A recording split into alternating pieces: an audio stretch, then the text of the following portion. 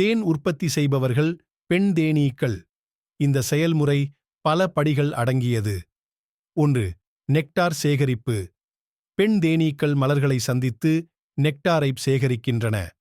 இவை தங்கள் நீண்ட உமிழ்நீர் நீர்மாற்றியின் மூலம் அதை சேகரிக்கின்றன மற்றும் தங்கள் தேன் வயிற்றில் சேமிக்கின்றன. 2. நொய் செயல்பாடு. தேன் வயிற்றில் இருக்கும்போது நொய்கள் நெக்டாரில் உள்ள சிக்கலான சர்க்கரை இணைப்புகளை எளிமையான சர்க்கரைகளாக உடைக்கின்றன. இந்த செயல்முறை நெக்டாரை தேனாக மாற்றுவதற்கான தொடக்கமாகும். முறி பரிமாற்றம். கூடு திரும்பிய பின் பெண் தேனீக்கள் நெக்டாரை ஹவுஸ் தேனீக்களின் வாயில் சுவாசிக்கின்றன. இவை மேலும் நொய் சேர்த்து பிழிகின்றன. 4. ஆவியாக்கம்.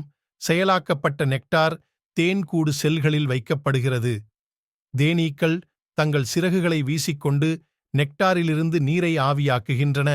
அதன் ஈரப்பதத்தை சுமார் 17-18% குறைக்கின்றன. 5. முத்திரை செய்யுதல். நெக்டார் தேனாக அடர்த்தியடைந்ததும் தேனீக்கள் தேன்கூடு செல்களை மெழுகால் மூடுகின்றன. இது தேனீக்கள் கூட்டத்திற்கு உணவாக வேலை செய்கிறது. குறிப்பாக குளிர்காலத்தில் பொரிக்க முடியாத நேரத்தில். குர்ஆனில் தேனீக்கள் மற்றும் தேன் உற்பத்தி பற்றியும் குறிப்பிடப்பட்டுள்ளது.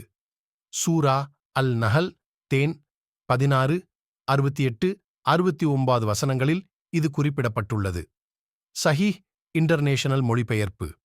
உங்கள் இறைவன் தேனீக்களுக்கு மலைகளில், மரங்களில் மற்றும் அவர்கள் கட்டியவற்றில் வீடுகளை எடுக்கும்படி உத்தரவிட்டார். பின்னர் எல்லா பழங்களிலிருந்தும் உண்ணுங்கள் மற்றும் உங்கள் இறைவன் வகுத்த பாதையை பின்பற்றுங்கள். அவர்கள் வயிற்றில் இருந்து பல வண்ணங்களில் குணமாக்கும் ஒரு பானம் வெளிவருகிறது.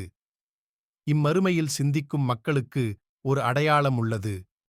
இந்த வசனங்களில் அரபியில் தேனீக்களுக்கு பயன்படுத்தப்பட்ட சொல்லும் அல்-நஹல் பெண் பொறிகள் பயன்படுத்தப்படுகின்றன.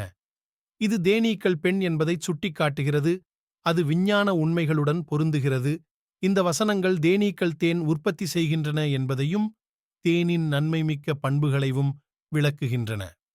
இது தேனீக்களுக்கு இயற்கையான வழிகாட்டுதலை குறிப்பதாகவும் மற்றும் அவர்கள் தயாரிக்கும் தேன் குணமாகவும் என்பதை எடுத்துக்காட்டுகிறது.